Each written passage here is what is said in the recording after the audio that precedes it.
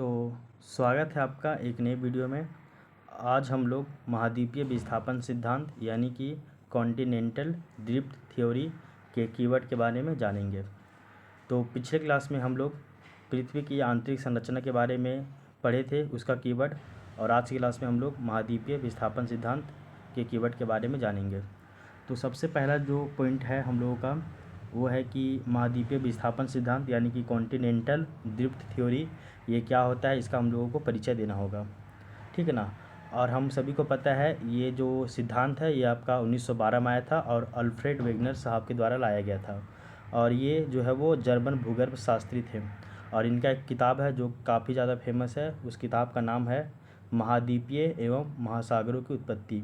इस किताब में महाद्वीपीय विस्थापन सिद्धांत का जिक्र किया गया है, तो इसके बारे में हम लोगों को पढ़ना होता है, ठीक है ना। अब हम लोग देखते हैं कि महाद्वीपीय विस्थापन सिद्धांत क्या है, इसका डिटेल से इंट्रोडक्शन देना होगा। कम से कम आपको 15 लाइन में ये इंट्रोडक्शन देना होगा, 15 लाइन आपको जानना होगा इसके बारे में। इंट्रोडक्शन की बात कर रहे तो इसके बाद देख लीजिएगा, हम लोग फिर देखते हैं कि जो महाद्वीपीय विस्थापन सिद्धांत है यानी कि कॉन्टिनेंटल ड्रिफ्ट थ्योरी जो है वो आपका उसका पर्पस क्या था, यानी कि उसका उद्देश्य क्या है इसके पीछे में। तो हम सभी को पता है कि ये हम लोग जानते हैं कि जो महाद्वीपीय विस्थापन सिद्धांत है इसका एक ही उद्देश्य है, एक ही पर्पस है कि महाद्वीपों और जो महासागरों की उत्पत्ति कैसे हुई है और उसके वर्तमान स्थिति का व्याख्या करना है। तो सिंपल सी बात है कि कॉन्टिनेंटल ड्रिफ्ट थ्योरी के द्वारा उसका एक ही पर्पस है कि उसके द्वारा हम लोगों को ये जानकारी मिलता है कि महाद्वीप और जो महासागर की उत्पत्ति कैसे होता है और वर्तमान में अभी जो स्थिति देखने को मिल रही है उसका वो व्याख्या करता है। और हम लोग ये भी जानते हैं कि अभी जो वर्तमान में ऐसा दिख रहा है ये क्या अभी ये शुरू से ऐसा स्टार्टिंग से ऐसा ही था या अभी हुआ है। तो इसके पीछे भी एक लॉजिक मिलता है कि हम लोग जानते हैं कि जितना भी महाद्वीप था सभी वो पहले एक हुआ करता था, उसको हम लोग पेंजिया कहते हैं। सारे महासागर एक हुआ करते थे जिसको हम लोग पैंथलासा कहते हैं। लेकिन एक समय की बात करते हैं कार्बोनीफेरस काल। तो कार्बोनीफेरस काल में ये जो पेंजिया होता है वो उसका विखंडन हो जाता है। पेंजिया का क्या होता है, विखंडन होता है। कब होता है, तो कार्बोनीफेरस काल में होता है ये, ठीक ना। तो इस बात को भी याद रखिएगा आप। उसके बाद हम लोग देखते हैं यहाँ पे कि कार्बोनीफेरस काल में पेंजिया का विखंडन होता है और बाद में बहुत कुछ साल के बाद या बहुत वर्षों के बाद क्या होता है कि पेंजिया जो है वो अनेक भागों में टूटकर एक दूसरे से फिर दूर दूर क्या हो जाते हैं, विस्थापित हो जाते हैं, जिसके परिणाम स्वरूप या जिसके फलस्वरूप हम लोग अभी महाद्वीपों और महासागरों की वर्तमान की स्थिति हम लोग देखने को मिलती है। तो पहले सारे महाद्वीप एक थे, बाद में वो जब ब्रेक हुए कार्बोनीफेरस काल में पेंजिया टूटा। ऊपर वाले भाग को हम लोग बोलते हैं अंगारा लैंड, नीचे वाले भाग को कहते हैं हम लोग गोंडवाना लैंड, और जो ये अभी भारत है वो आपका गोंडवाना लैंड का हिस्सा था। तो इस तरह से हम लोग देखते हैं वो टूटता है कार्बोनीफेरस काल में, फिर वो आगे आगे बढ़ जाता है, मतलब अलग अलग जगह पे वो बिखर जाता है। उसके बाद हम लोग देखते हैं वेगनर की मान्यताएं। और वेगनर की मान्यताएं के मान्यता जो है उसको हम लोगों को डिटेल से जानना होता है कि वेगनर की मान्यताएं क्या क्या है। जैसे हम लोग देखते हैं कि महाद्वीपों का निर्माण सियाल से हुआ है। सियाल होता है, सीमा होता है, नीफे होता है, ये सब क्या है हम सभी को पता है। हम लोग जानते हैं कि वेगनर का मानना था कि पृथ्वी का जो निर्माण है वो 3 परतों से हुआ है, जिसे सियाल, सीमा और नीफे में हम लोग इसको डिवाइड करते हैं। महाद्वीपों का निर्माण सियाल से हुआ है और महाद्वीपों का निर्माण सियाल से हुआ जो कि सापेक्षिक रूप से हल्की होती है, और महासागरों का जो निर्माण है वो आपका सीमा से हुआ जो कि सापेक्षिक रूप से भारी होती है, और नीफे जो है वो पृथ्वी के आंतरिक में रहती है। जैसे कि हम लोग बोलते हैं क्रस्ट, मेंटल, कोर। तो क्रस्ट में सियाल मिलता है, मेंटल में एक तरह समझिए सीमा मिलता है, और नीफे आपका जो है कोर में मिलता है। सियाल मतलब सिलिका और एल्युमिनियम, सीमा मतलब सिलिका और मैग्नीशियम, और नीफे मतलब निकेल और फेरस।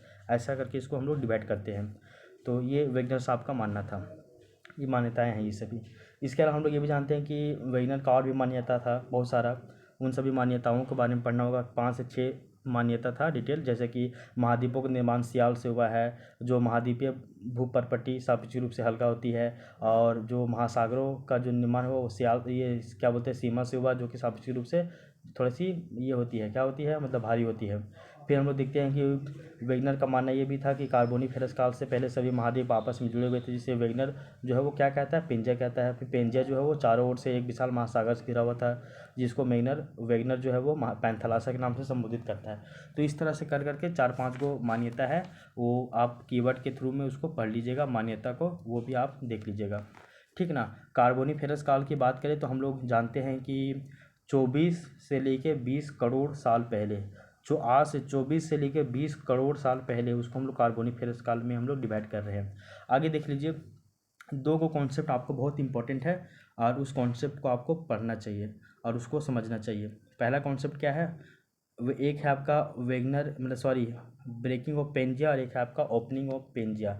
ब्रेकिंग ऑफ पेंजिया यानी कि पेंजिया का टूटना, और एक है आपका ओपनिंग ऑफ पेंजिया यानी कि पेंजिया का खुलना। ये दोनों अलग अलग कॉन्सेप्ट आता है। तो ब्रेकिंग ऑफ पेंजिया ये वेगनर से रिलेटेड है और ये आपका कॉन्टिनेंटल ड्रिफ्ट थ्योरी से रिलेटेड है, ब्रेकिंग ऑफ पेंजिया। और एक है ओपनिंग ऑफ पेंजिया, ये आपका प्लेट टेक्टोनिक से संबंधित है। पेंजिया का खुलना यानी जैसे कि इंडिया और यूरेशिया के मिड में 33C आया। तो 33C कैसे आया, पहले इंडिया और यूरेशियन प्लेट है, उसके बीच में 33C हुआ करता था। फिर जब वो दोनों प्लेट आपस में मर्ज हुआ तो 33C जहाँ पे था वहाँ पे अभी हिमालय बन गया है। तो इस तरह से ये कभी हम लोग पढ़ते हैं। ब्रेकिंग ऑफ पेंजिया मतलब पेंजिया का टूट जाना, और ओपनिंग ऑफ पेंजिया यानी कि पेंजिया का खुलना, वो हम लोग दोनों अलग अलग है। तो ब्रेकिंग ऑफ पेंजिया ये आपका कॉन्टिनेंटल ड्रिफ्ट थ्योरी से जुड़ा हुआ है, और ओपनिंग ऑफ पेंजिया ये आपका प्लेट टेक्टोनिक थ्योरी से जुड़ा हुआ है। इसके बारे में भी आपको पता होना चाहिए, दोनों के बारे में डिटेल से आपको जानकारी होना चाहिए। अच्छा, एक चीज़ और हम लोग देखते हैं, इसका भी कीवर्ड जो जान लीजिएगा, वेगनर की जो है वो मान्यताएं में 5-6 वो कीवर्ड जानिएगा। और भी देख लीजिएगा कि कार्बोनिफेरस काल के अंतिम चरण में पेंजिया का विखंडन प्रारंभ होता है, और जुरेसिक काल में जो है पेंजिया 2 भागों में बट जाता है। इसको पेंजिया का हम लोग विखंडन कहते हैं यानी कि ब्रेकिंग ऑफ पेंजिया। एक ऊपर वाले भाग को हम लोग गोंडवाना मतलब ऊपर वाले भाग को अंगारलैंड और नीचे वाले भाग को दक्षिणी भाग को हम लोग गोंडवानालैंड कहते थे। फिर हम लोग पेंजिया के विखंडन के कारण अंगारलैंड और गोंडवानालैंड के मध्य में एक संकरा अंतर देशीय मतलब कि इनलैंड लंबा छिछला सागर का निर्माण हुआ, जिसको हम लोग 33 सागर कहते हैं। तो समझ लीजिए ऐसा, इसको ऐसा है, ये आपका अंगारलैंड, ये है आपका गोंडवानालैंड, बीच में ये छिछला सागर है, सैलो सी है। ये है आपका क्या बन गया था, 33 सागर बन गया था ये, ठीक है ना। उसके बाद फिर क्रिटेशियस काल के अंत में अंगारलैंड और गोंडवानालैंड फिर से वो अन्य छोटे छोटे छोटे भागों में बढ़ते हैं। फिर अंगारलैंड का विभाजन जो है वो उत्तरी अमेरिका, ग्रीनलैंड, यूरेशिया इस समय में विभाजित होता है, ऐसे ऐसे टूटता है, विभाजन होता है। उसी तरह जो है आपका उसी तरह ये जो है आपका गोंडवानालैंड वो भी कहीं अफ्रीका में, फिर आपका दक्षिण अमेरिका में, अरब प्रायद्वीप में, फिर आपका मेडागास्कर में, प्रायद्वीपीय भारत में, ऑस्ट्रेलिया में, अंटार्कटिका में, इस तरह करके इसका भी कई सारा भाग होता है। ये भी आपको पता होना चाहिए। इसके बाद वेगनर के अनुसार कार्बोनिफेरस काल में दक्षिणी ध्रुव जो है नेटाल, दक्षिणी ध्रुव नेटाल जो कि साउथ अफ्रीका के पास स्थित था, किंतु वर्तमान समय में यह अंटार्कटिका में स्थित है, जिसे वेगनर ने ध्रुवों का विस्थापन यानी कि पोलर मतलब कि वॉन्डेरिंग कहते हैं। अच्छा, ये भी आप जान लीजिएगा कि बहुत सारे दिखते हैं इसमें हम लोग कि कोई चीज़ पहले, जैसे कि एक आपका दक्षिणी ध्रुव नेटाल, ये पहले साउथ अफ्रीका के पास हुआ करता था, लेकिन ये अभी अंटार्कटिका के पास हो रहा है वर्तमान में, यानी कि ध्रुवों का भी विस्थापन हुआ है, ठीक है ना। तो ये सभी मान्यता है वेगनर साहब का, तो इस मान्यता को भी आपको पढ़ना चाहिए और इस मान्यता को भी आपको याद रखना चाहिए, ठीक है ना। ये सब 4-5 लाइन याद रख लीजिएगा। उसके बाद देख लीजिए यहाँ पे वेगनर की परिकल्पनाएं देखना होगा। परिकल्पनाएं यानी कि हाइपोथेसिस, क्या क्या परिकल्पनाएं थी वो देख लीजिए। इसका 2 तरह का परिकल्पना जो है वो काफ़ी ज़्यादा इम्पोर्टेंट है, और उन्हीं 2 जो है परिकल्पनाओं को जानना चाहिए। एक है आपका महाद्वीपीय स्थिरता की परिकल्पना। पहला क्या है, महाद्वीपीय स्थिरता की कल्पना, इसी को हम लोग ध्रुवीय स्थिरता भी कहते हैं, ध्रुवीय स्थिरता भी कहते हैं। इसके अलावा सेकंड आता है आपका जलवायु कटिबंधों की स्थिरता की कल्पना। जलवायु कटिबंधों की स्थिरता की कल्पना, है ना। और वेगनर जो है वो इसी को प्रूव करता है, पहले वाले को प्रूव नहीं करता, यानी कि महाद्वीपीय स्थिरता परिकल्पना यानी कि ध्रुवीय स्थिरता, उसको वो प्रूव नहीं करता है, केवल वो जलवायु कटिबंधों की स्थिरता कल्पना को ही जो है वो सिद्ध करता है, ठीक ना। तो हम लोगों को इन दोनों परिकल्पनाओं के बारे में, हाइपोथेसिस जो बातें हैं इनके बारे में पढ़ना चाहिए क्या, इनके बारे में जानना चाहिए, ठीक है ना। आगे देख लीजिए, तो यहाँ तक तो आप जान लीजिएगा कि वेगनर की परिकल्पनाएं 2 ठो परिकल्पना है। एक है महाद्वीपीय स्थिरता की परिकल्पना जिसको वो प्रूव नहीं करता है, और दूसरा है जलवायु कटिबंधों की परिकल्पना या फिर जलवायु कटिबंधों की स्थिरता की परिकल्पना। और इसको ये प्रूव करता है। तो इसके ऊपर हम लोगों को विशेष ध्यान देना होगा। उसके बाद नेक्स्ट हम लोगों को जो पॉइंट पढ़ना होता है वो है आपका क्या, तो वो देख लीजिए। नेक्स्ट है आपका महाद्वीपीय विस्थापन हेतु उत्तरदायी कारक और बल। तो महाद्वीपीय विस्थापन हो रहा है, कॉन्टिनेंटलिटी ड्रिफ्ट हो रहा है, तो उसका क्या क्या उसके लिए उत्तरदायी कारक है, क्या क्या बल है, तो ये हम लोगों को जानना चाहिए। तो वेगनर साहब बताते हैं कि पैंजिया के विखंडन के बाद महाद्वीपों का जो विस्थापन है, डिस्प्लेसमेंट है, वो आपका 2 दिशाओं में हुआ, यानी कि 2 डायरेक्शन में हुआ। पहला डायरेक्शन था उत्तर की ओर, या फिर इसको हम लोग विषुवत रेखा की ओर कहते हैं। पहला डायरेक्शन उत्तर की ओर, या फिर इसी को बोलते हैं विषुवत रेखा की ओर। और दूसरा डायरेक्शन क्या है, महाद्वीपों का पश्चिम की ओर प्रवाह। तो महाद्वीपों का पश्चिम की ओर प्रवाह और आपका उत्तर की ओर या फिर विषुवत रेखा की ओर प्रवाह, ये आपका 2 ठो मतलब कि दिशा बताते हैं कौन, वेगनर साहब। और इसी से आपका जो क्वेश्चन जो है वो 7 to 10th जीपीएससी में एक आपका एमसीक्यू बना था, है ना। 7 to 10th जीपीएससी जो हुआ था वो उसमें आपका एक क्वेश्चन पूछा गया था कि महाद्वीपीय विस्थापन होने के बाद जो है वो महाद्वीपों का किधर जो है वो विस्थापन हुआ, किस दिशा में विस्थापन हुआ। तो दो गो दिशा बताया गया है, उत्तर की ओर या फिर विषुवत रेखा की ओर प्रवाह, और दूसरा महाद्वीपों का जो है वो पश्चिम की ओर प्रवाह। तो एक है उत्तर की ओर प्रवाह और एक है आपका पश्चिम की ओर प्रवाह, ये 2 ठो बताया गया है, ठीक है ना। तो इनके बारे में हम लोगों को पढ़ना पड़ेगा। फिर जो है देखते हैं हम लोग, जो ये देखिए अभी कि उत्तर की ओर या फिर जो विषुवत रेखा की ओर जो ये प्रवाह हो रहा है, उधर की ओर ये जो जा रही है, तो उसमें हम लोग देखते हैं कि इसके लिए भी कई सारे कारण होते हैं उत्तर की ओर प्रवाह होने के पीछे। यानी कि पेंजिया के विखंडन के बाद कुछ महाद्वीपों का विस्थापन विषुवत रेखा की ओर या फिर उत्तर दिशा की ओर जो है वो प्रवाहित हुआ या विस्थापन हुआ, जिसके लिए कई सारे बल जो है वो उत्तरदायी थे। जैसे कि पृथ्वी का गुरुत्वाकर्षण बल, ये पहला बल काम करता है। पृथ्वी का गुरुत्वाकर्षण बल कैसे काम किया, इसके बारे में 3-4 लाइन आपको पता होना चाहिए। उसके बाद अपकेंद्रीय बल। तो अपकेंद्रीय बल को यहाँ पे बोला जा रहा है कि आपका पोल फ्लिंग फोर्स। तो अपकेंद्रीय बल का योगदान यानी कि पोल फ्लिंग फोर्स ये कैसे काम किया, इसके बारे में भी पता होना चाहिए। इसके अलावा उत्प्लावन बल का योगदान भी था। तो उत्प्लावन बल का योगदान भी उत्प्लावन बल भी काम किया, जिसके कारण ये उत्तर की ओर या फिर विषुवत रेखा की ओर ये फ्लो किया, कौन, तो महाद्वीप। तो पृथ्वी का गुरुत्वाकर्षण बल ग्रेविटेशनल फोर्स, अपकेंद्रीय बल इसको पोल फ्लिंग फोर्स कहा जा रहा है, और उत्प्लावन बल, ये 3 तरह का बल था जिसके कारण महाद्वीपों का उत्तर की ओर या फिर विषुवत रेखा की ओर जो है वो विस्थापन हुआ, पहला चीज़। आगे देख लीजिए, महाद्वीपों का पश्चिम की ओर प्रवाह होने के पीछे क्या कारण था, उसके लिए भी जो है वो आपका कारण बताए थे कौन, तो वेगनर साहब। इस कारण को भी 6-7 को कीवर्ड याद रख लीजिएगा, इससे आप इसको डिस्क्राइब कर पाइएगा, ठीक है ना। फिर यहाँ पे भी आपको ज़्यादा दिक्कत नहीं होगा। उसके बाद लास्ट में आप कंक्लूजन लिख दीजिएगा ओवरऑल कि ऐसा क्यों हुआ है, तो कंक्लूजन भी लिख दीजिएगा, तो फिर आपको कहीं भी परेशानी नहीं होगा कंक्लूजन लिखने के बाद। अब देख लीजिए, नेक्स्ट यहाँ से आता है वो आपका सबसे इम्पोर्टेंट बात है। देख लीजिए, अगर एक बार हम रिकॉल कर दिए अभी तक हम लोग क्या क्या देखे। सबसे पहले कॉन्टिनेंटल ड्रिफ्ट थ्योरी क्या होता है, इसका डिटेल से इंट्रोडक्शन देना है, कम से कम 15 लाइन में। उसके बाद महाद्वीपीय विस्थापन सिद्धांत क्यों हुआ, महाद्वीपीय विस्थापन सिद्धांत का पर्पस बतलाना है। तो इसका पर्पस महाद्वीपों और महासागरों की उत्पत्ति और वर्तमान में ऐसा स्थिति क्यों है, इसका पता लगाना था। फिर पेंजिया का ब्रेक हुआ कब हुआ, कार्बोनिफेरस काल में हुआ, उसके बारे में सारा आपको कहानी बतलाना है। फिर वेगनर साहब की मान्यताएं हैं, 5 से 6 को कीवर्ड याद रखिएगा, उससे इसको डिफाइन कर दीजिएगा।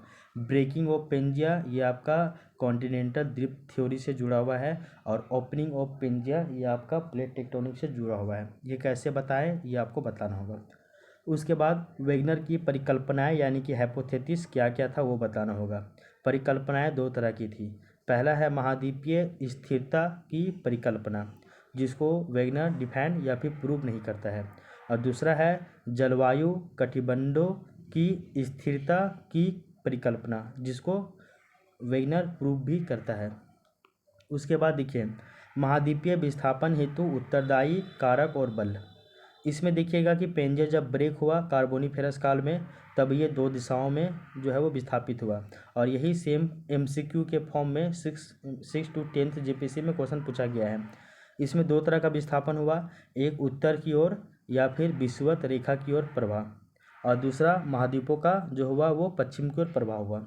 उत्तर या फिर विषुवत रेखा की ओर प्रवाह के पीछे तीन तरह के कारण जो है देखने को मिलते हैं, तीन तरह के कारक। पहला है पृथ्वी का गुरुत्वाकर्षण बल, दूसरा है अपकेंद्रीय बल का योगदान, और तीसरा है उत्प्लावन बल का योगदान। ये तीनों कारक हम लोगों को देखने को मिलता है। उसके बाद हम लोग देखते हैं कि महाद्वीपों का पश्चिम की ओर प्रवाह हुआ, उसके पीछे का क्या रीजन था, उसको भी हम लोगों को 4 से 5 लाइन में डिटेल जानना होगा। उसके बाद लास्ट में हम लोगों को कंक्लूजन देना होगा कि ऐसा क्यों हुआ। ठीक है, नेक्स्ट उसके बाद हम लोगों को महाद्वीपीय विस्थापन के समर्थन में कुछ कुछ परिमाण देना होगा कि महाद्वीपीय विस्थापन हुआ है, इसके लिए क्या परिमाण है आपके पास, क्या एविडेंस है आपके पास, वो आपको बताना होगा। इसमें अगर आप देखिएगा तो परिमाण देखिएगा तो वो आपके परिमाण जो है वो टोटल 5 तरह के आएंगे, 5 से 6 तरह के आएंगे। कैसे कैसे आएंगे वो देख लीजिए। पहला है आपका, हम लोग देखते हैं कि वेगनर साहब महाद्वीपीय विस्थापन सिद्धांत को परिमाणित करने के लिए, उसको प्रूव करने के लिए अनेक प्रकार के परिमाण प्रस्तुत करते हैं। जैसे कि सबसे पहला है आपका भौगोलिक परिमाण। और भौगोलिक परिमाण को भी हम लोग दो तरह से पढ़ते हैं, दो रूप में बांट कर पढ़ते हैं भौगोलिक परिमाण को। एक है आपका जिगजॉव फिट, जिसको हम लोग जक्सटाफिट कहते हैं, और जिगसॉव पजल भी कहते हैं। क्या बोले, पहला बोले हैं जिगसॉव फिट, इसी को बोला जाता है जक्सटाफिट, ऐसे JUXTAFIT।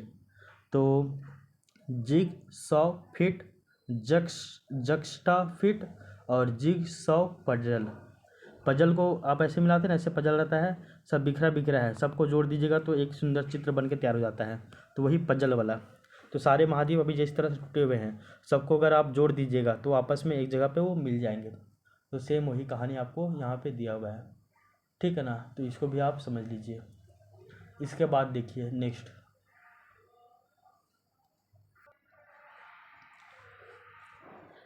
जैसे आप बताइएगा जिगसॉव फिट, जिसको हम लोग जक्सटाफिट या फिर जिगसॉव पजल कहते हैं। इसमें बताया जाता है कि वेगनर के अनुसार अटलांटिक महासागर के दोनों तटों में समरूपता यानी कि सिमिलैरिटीज पाई जाती है, अर्थात दोनों तटों का बनावट एक समान है, जिन्हें आपस में मिलाया जा सकता है। इससे सिद्ध होता है कि अटलांटिक महासागर के दोनों ओर स्थित जो भूखंड है वो एक ही भूखंड के भाग है, जिसे वेगनर पेंजिया कहते थे। दूसरा आता है आपका, हम लोग भौगोलिक, पहला देखिए हम लोग क्या, तो भौगोलिक परिमाण में पहला देखिए जिगसॉव फिट, मिलाइएगा तो आपस में मैच कर जाएगा। दूसरा है भौगोलिक समरूपता एवं समानता का परिमाण, जिसमें हम लोग देखते हैं कि अटलांटिक महासागर के दोनों ओर पाए जाने वाले जो पर्वतीय क्षेत्र है और जो पठारी क्षेत्र है वो समान एवं समरूप है, एक जैसा ही है, तथा एक ही पर्वतीय श्रृंखला के भाग है। इससे यह भी सिद्ध होता है कि महाद्वीपों का विस्थापन हुआ है। ये हम लोग बताएंगे भौगोलिक परिमाण के अंतर्गत। तो भौगोलिक परिमाण आपका इस तरह से कंप्लीट हो जाएगा। भौगोलिक परिमाण के आधार के बाद हम लोग जो है वो भूगर्भ शास्त्रीय परिमाण में जाएंगे। किसमें, तो भूगर्भ शास्त्रीय परिमाण में जाएंगे। और यहाँ पे भी आपको अटलांटिक महासागर के दोनों तटों पर पाए जाने वाले चट्टानों की जो संरचना है, उसका बनावट है, उसका जो है वो सभी एक समान और एक समरूप है, तथा इन चट्टानों की जो आयु भी लगभग एक ही समान है। इससे भी यह सिद्ध होता है कि महाद्वीपों का विस्थापन हुआ है। तो पहला भौगोलिक परिमाण, दूसरा भूगर्भ शास्त्रीय परिमाण, ये दोनों परिमाण बताइएगा। उसके बाद तीसरा परिमाण आप पेलिएंटोलॉजिकल एविडेंस बताइएगा, यानी क्या बोलिएगा, तो पेलिएंटोलॉजिकल एविडेंस। पेलिएंटोलॉजिकल क्या होता है, देखो एक होता है आपका पेलियोबोटेनिकल और एक होता है आपका पेलियोजूलॉजिकल। तो पेलियोबोटनिकल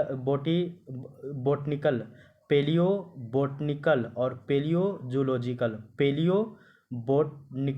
पेलियोबोटनिकल और पेलियोजूलॉजिकल, इन दोनों को मिला दीजिएगा तो पेलियोंटोलॉजिकल हो जाएगा, ठीक है ना। पेलियोंटोलॉजिकल ये हो जाएगा। इसमें आपको बतलाना होगा, एक सुंदर सा मैप बताइएगा, ठीक ना, वर्ल्ड मैप बताइएगा, पूरा वर्ल्ड मैप में बताइएगा। यहाँ पे बताइएगा अफ्रीका है, ये साउथ अमेरिका है, इधर आपका इंडिया तरफ है, इधर ऑस्ट्रेलिया, इधर अंटार्कटिका है। तो यहाँ पे जो जीव मिल रहे हैं वो हैं, यहाँ पे भी मिल रहे हैं, कुछ जीव यहाँ पे मिल रहे हैं, कुछ जीव यहाँ पे मिल रहे हैं। तो इस तरह से आप एक सीरीज देखिएगा कि इस तरह के जीव यहाँ पे मिल रहे हैं, इस तरह के जीव यहाँ पे मिल रहे हैं, फिर ऐसा कुछ जीव यहाँ पे मिल रहे हैं, फिर ऐसा कुछ जीव यहाँ पे मिल रहे हैं। तो ये सीरीज आप बताइएगा। तो ये आपका पेलियोंटोलॉजिकल एविडेंस, पेलियोंटोलॉजिकल जिसमें पेलियो बॉटनिकल और पेलियोजूलॉजिकल दोनों इसमें शामिल हो जाएंगे। और सभी ये केवल आप गोंडवाना लैंड का ही बता रहे हैं, केवल यहाँ पे गोंडवाना लैंड का ही पार्ट बताइएगा, नीचे वाला यानी कि दक्षिणी भाग वाला। और पेलियोंटोलॉजिकल एविडेंस में बताइएगा कि कई सारे जीव जंतु होते हैं और उन सभी जीव जंतुओं का यहाँ पे एक जैसा यहाँ पे निवास मिल रहा है। जैसे कि अगर हम कुछ कुछ जीवों का यहाँ पे नाम ले लें तो वो देखिए, जैसे कि पहला जीव है आपका, वो है आपका ट्रियासिक लैंड रेप्टाइल। क्या है? Triassic land reptile. दूसरा है fossil of the fern Glossopteris, तो fossil of the fern Glossopteris. और तीसरा है आपका fossil remains of Cynognathus Triassic land reptile. तो फॉसिल्स रिमेन्स ऑफ, एक यहाँ पे है Cynognathus a Triassic land reptile, और तीसरा और यहाँ एक जीव जंतु है चौथा, वो है आपका remains of the trace water reptile Mesosaurus. तो remains of trace water reptile Mesosaurus. ये सभी जीव जंतुओं के बारे में आपको गूगल कर लीजिएगा, इसका थोड़ा सा इमेज वगैरह भी देख लीजिएगा, ताकि इन सभी नामों से आप थोड़ा सा फैमिलियर हो जाइएगा। तो ये चार तरह का जीव का नाम याद रखिएगा। ये जीव यहाँ पे मिलते हैं, कोई यहाँ पे मिल रहे, कोई यहाँ पे मिल रहे, कोई यहाँ पे मिल रहे, कोई यहाँ पे मिल रहे।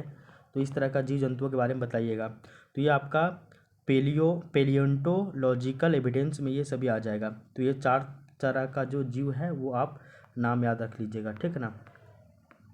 तो इससे ये प्रूव होता है कि जो है वो आपका पेलियोंटोलॉजिकल एविडेंसेस से प्रूफ होता है कि महाद्वीपीय विस्थापन सिद्धांत के समर्थन में आप परिमाण दीजिएगा, बताइएगा हाँ महाद्वीपीय विस्थापन हुआ है महाद्वीपों का, ठीक है ना। तो तीनों तरह का आप ये बताइएगा, चारों तरह का जीव जंतुओं का इसमें जिक्र कीजिएगा। इसके अलावा एक आपका अलग से आता है आपका क्या नेक्स्ट, एक अलग से आता है आपका पेलियोजूलॉजिकल एविडेंस। पहला तो बताया भौगोलिक प्रमाण, जिसमें हम लोग जिग्सॉ फिट और आपका भौगोलिक समरूपता एवं समानता का प्रमाण देखें। दूसरा हम लोग भूगर्भ शास्त्रीय प्रमाण देखें। तीसरा हम लोग पेलियोंटोलॉजिकल एविडेंस देखें। तीसरा के बाद हम लोग चौथा देखते हैं पेलियोजूलॉजिकल एविडेंसेस, यहाँ पे देखते हैं। तो पेलियोजूलॉजिकल एविडेंसेस देखते हैं। फिर हम लोग देख लेंगे इसी में हम लोग पूरा जलवायवीय प्रमाण यानी कि क्लाइमेटिक जो है वो एविडेंसेस देख लेंगे यहाँ पे। जैसे कि कार्बोनिफेरस शीत युग में पाए जाने वाले हिमनद यानी ग्लेशियर का प्रमाण जो है संपूर्ण गोंडवाना लैंड विशेषकर इंडिया, ऑस्ट्रेलिया और अफ्रीका में पाया जाता है। और इंडिया में कार्बोनिफेरस हिम युग का प्रमाण कर्नाटक और उड़ीसा के टालचर में देखने को मिलता है, और इससे सिद्ध होता है कि महाद्वीपों का विस्थापन हुआ है, ठीक ना। तो ये भी आपको पता होना चाहिए। इसके बाद हम लोगों को लास्ट देखना पड़ता है भूभौतिकी प्रमाण। क्या है? तो भूभौतिकी प्रमाण। और भूभौतिकी प्रमाण में जानते हैं कि जैसे कि वर्तमान समय में जो ग्रीनलैंड है वो उसका विस्थापन हो रहा है, पश्चिम की ओर हो रहा है, जो कि महाद्वीपीय विस्थापन सिद्धांत को सिद्ध करने में ये भी सहायक है कि वर्तमान समय में तो अभी जो ग्रीनलैंड है वो उसका विस्थापन हो रहा है, डिस्प्लेसमेंट हो रहा है पश्चिम की ओर। तो इससे भी पता है कि अभी भी अगर पश्चिम की ओर इसका विस्थापन हो रहा है तो इसका मतलब जो पहले पश्चिम की ओर विस्थापन हुआ है महाद्वीपों का, तो ये भी सिद्ध करता है, सही साबित करता है। तो ये आपका 4-5 तरह का प्रमाण है। इन 4-5 तरह का जो प्रमाण है इसको आप ध्यान में रखिएगा, तो आपको फिर दिक्कत नहीं होगा। उसके बाद आपको बताना होगा कि महाद्वीपीय विस्थापन सिद्धांत की कुछ आलोचनाएं भी हैं, उन आलोचनाओं के बारे में भी आपको बताना होगा 6 से 8 पॉइंट में। तो 6 से 8 को कम से कम आप पूरा ये कीवर्ड तैयार कर लीजिएगा। और इसमें बहुत सारा कंट्रोडक्टरी वाला बात भी आएगा, यानी कि पूरा एकदम पूरा विवाद वाला भी बात आएगा। तो उस बात को भी इसमें आपको बतलाना होगा। फिर बाद में महाद्वीपीय विस्थापन का महत्व बतलाइएगा कि आखिर जो कुछ भी है उसका हम लोग विरोध कर रहे हैं, चाहे कुछ भी कर रहे हैं, लेकिन महाद्वीपीय विस्थापन सिद्धांत जो कि 1912 में दे दिया था, आज से 100 साल पहले, आज से लगभग 120-25 साल पहले दे दिया था, तो वो भी छोटा मोटा बात नहीं है, बहुत बड़ा बात है भाई।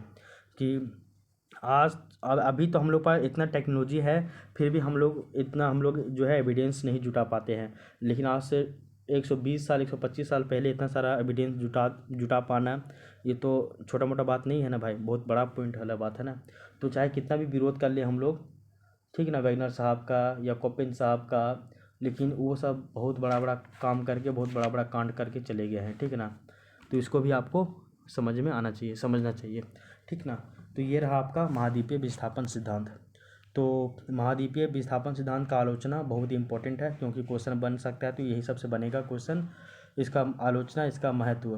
तो इन सभी के लिए आप 10 से 12 को कीवर्ड तैयार कर लीजिएगा, एक कीवर्ड से 5 लाइन, तो इसी तरह 12 कीवर्ड से आप कम से कम 60 लाइन लिख पाइएगा, ठीक ना। तो ये सभी आपको तैयार करके रखना होगा, ठीक है ना। तो ये आपका महाद्वीपीय विस्थापन सिद्धांत यानी कि कॉन्टिनेंटल ड्रिफ्ट थ्योरी का जो कीवर्ड था वो पूरा आपको बता दिया गया है। अब इससे ज़्यादा आपको कुछ नहीं पढ़ना है, इससे ज़्यादा अब आपको नहीं भटकना है, इतना ही पढ़ लीजिएगा। इसी से ही मिला जुला कर आपको आंसर लिखना होगा और आप एक बेहतर आंसर लिख पाइएगा, ठीक है ना। तो आज की क्लास में हम लोग महाद्वीपीय विस्थापन सिद्धांत यानी कि कॉन्टिनेंटल ड्रिफ्ट थ्योरी, इसका पूरा हम लोग कीवर्ड समझ लिए हैं। और ये जो आपका 4 तरह का जीव का नाम बताया गया था ना, Triassic land reptile, fossil of the fern, Glossopteris, fossil remains of Cynognathus और ट्रियासिक लैंड रेप्टाइल, और फिर आपका remains of the trace water reptile Mesosaurus. ये 4 तरह के जीव हैं। इन चारों तरह का जीव को आप गूगल कर लीजिएगा, इनका फोटो देख लीजिएगा, 2 से 4 बार इसका नाम बोलिएगा, 2 से 3 बार इसको लिखिएगा, तो आपको ये फिर आपके दिमाग में बैठ जाएगा, ठीक है ना। तो फिर आपको परेशान होने की ज़रूरत नहीं पड़ेगी। तो ठीक है, फिर आज की क्लास को हम लोग यहीं पर रहने देते हैं। अब हम लोग नेक्स्ट कल की क्लास में हम लोग प्लेट विवर्तनिका यानी कि प्लेट टेक्टोनिक, इस टॉपिक को हम लोग पढ़ेंगे, और कल की क्लास में हम लोग प्लेट टेक्टोनिक के बारे में जितना भी कीवर्ड है उसको हम लोग देख लेंगे। और प्लेट टेक्टोनिक भी आपका बड़ा टॉपिक है, तो वो उसमें थोड़ा सा टाइम लगेगा आपको, ठीक है ना। तो मिलते हैं हम लोग कल क्लास में, तब तक के लिए thank you, take care, bye bye.